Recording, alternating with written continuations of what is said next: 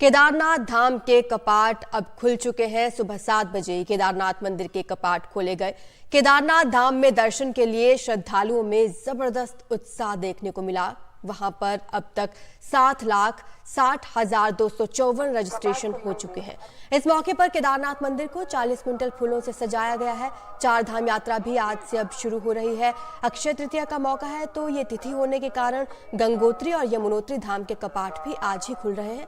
हालांकि बद्रीनाथ धाम के कपाट 12 मई को खोले जाएंगे। ये खूबसूरत तस्वीरें आप केदारनाथ धाम की देख रहे हैं। बेहद खूबसूरती से बाबा के इस धाम को सजाया गया है। हर साल की तरह फूलों से केदारनाथ धाम को सजाया है। बताया ये जा रहा है कि 40 क्विंटल फूलों से इस धाम की सजावट की गई है।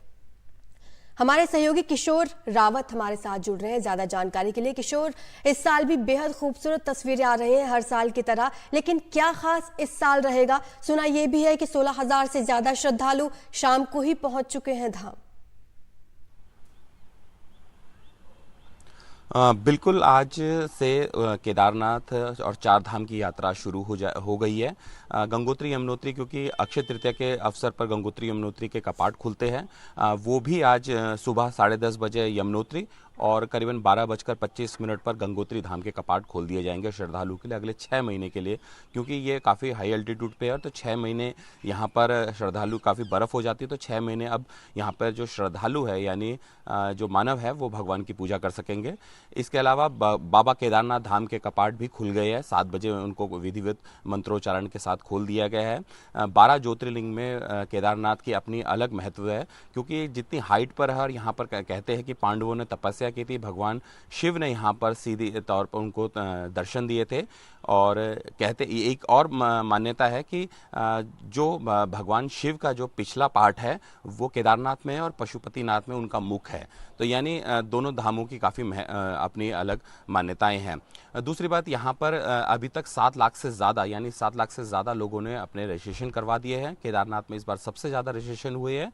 ओवरऑल अगर देखा जाए तो 16,000 से ज़्यादा यात्री कल ही पहुँच गए थे, क्योंकि हर कोई चाहता है कि जब केदारनाथ धाम के कपाट खुले तो वो सीधे दर्शन करे और सबसे पहले दर्शन करे। तो इस लिहाज से वहाँ पर बहुत सारे लोग पहुँच चुके हैं, श्रद्धालु पहुँच चुके हैं।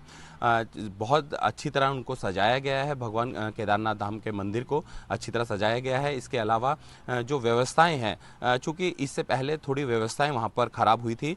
वजह यही है कि वहाँ पे कंस्ट्रक्शन का काम चल रहा है, केदारनाथ पुनर्निर्माण का काम चल रहा है, वहाँ पे कंस्ट्रक्शन चल रहा है। इसकी वजह से थोड़ी व्यवस्थाएं ख़राब है, लेकिन जो आस्था है वो इन सब चीज़ों पर भारी पड़ती है। श्रद्धालु वहाँ पर पहुँचे हैं और थोड़ा वहाँ का जो मौसम है वो अलग का मौसम है। वहाँ पर अब अगर अभी धूप है तो थोड़ी देर बाद 12 बजे के बाद वहाँ मौसम बिल्कुल बदल जाता है। लेकिन बहरहाल उत्तराखंड के चारों धामों में गंगोत्री, यमुनोत्री, केदारनाथ के कपाट आज खुल चुके हैं। ये पहली बार हुआ है कि तीनों धामों के कपाट आज यानी 10 तारीख को खुले हैं।